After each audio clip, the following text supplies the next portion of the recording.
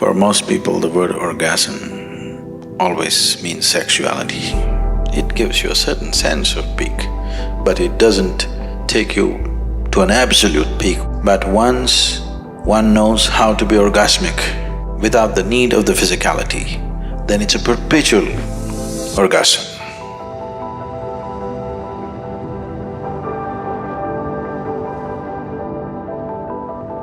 Generally, for most people, or at least in language, if not in experience, for most people the word orgasm always means sexuality, but that's not the fact. Essentially, an orgasm means an internalized ecstatic state. It is being used generally in language with relation to sexuality because unfortunately, for most people, they have known no other experience bigger than the physical intensity of sexuality, probably. Most people have not even known anything more than that. So they have started using the word orgasm for sexuality. The word orgasm means much more than that your whole organism has reached a certain peak. Sexuality doesn't do that. It gives you a certain sense of peak, but it doesn't take you to an absolute peak where every cell in your body will burst. So, it is… sexuality or sex is an inadequate activity to be described as an orgasm. It's inadequate. It is just that when physically one reaches a certain state of ecstasy, there is a limitation. But once one knows how to be orgasmic without the need of the physicality, then it's a perpetual orgasm. In India, we have a better word for this. We call this Ananda. Ananda is orgasmic. We described God as an orgasm. We said God is Ananda, Brahmananda. So when we say Brahmananda, what we are saying is, what you refer to as God is an ultimate orgasm. If you are sincere enough to look at life without the conditionings of the vested religious processes, essentially the only thing that a human being is looking for is ultimate state of pleasantness. He calls it kingdom of God, he calls it heaven, he calls it whatever.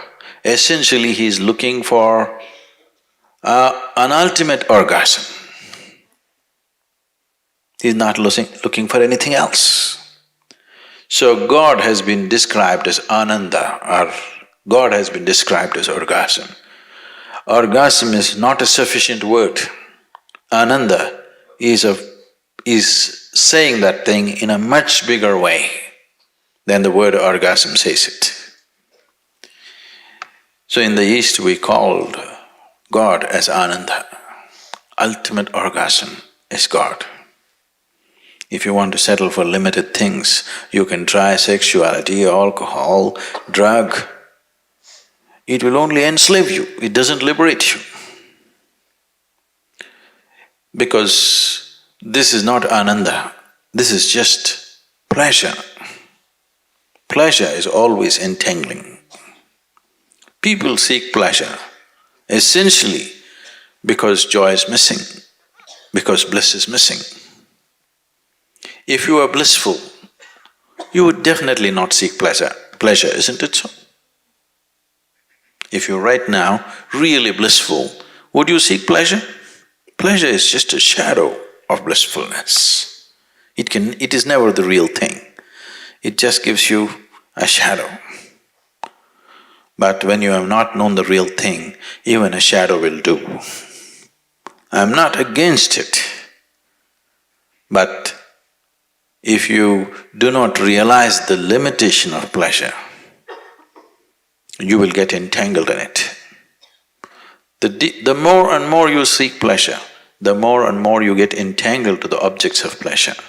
But the more and more blissful you become, the more and more you become free from everything. When you're truly blissful, nothing is needed. No food is needed, no sleep is needed, even life is not needed. Actually, when you're truly blissful, you're willing to die. Please see this. Only that one who is constantly willing to die every moment of his life, only that one will know life. Because if you do not know how to fall into the abyss of life, you will never know the peak of life. Life is one inside the other, that's the problem. But people think one is against the other because they're using their logical mind to decipher life. Life and death are one inside the other. Are they one after another? They are not one after another, they are one inside the other, please see. And only if you willing to fall into that abyss of death, you will know the peak of life.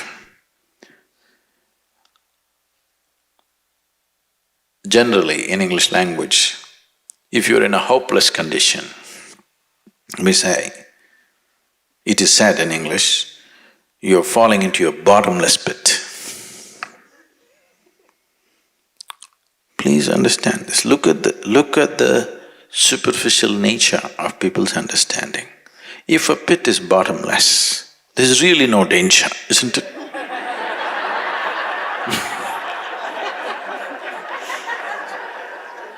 It is the most wonderful thing. If something is bottomless and you fall into it, it is an eternal free fall. Only because there is a bottom, there is a problem.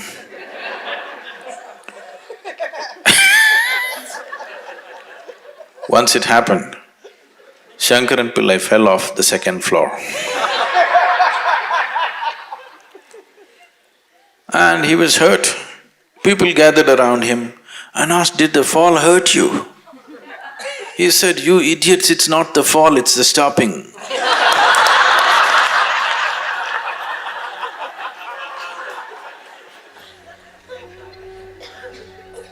It's never the fall, it's always the stopping which hurts you, isn't it?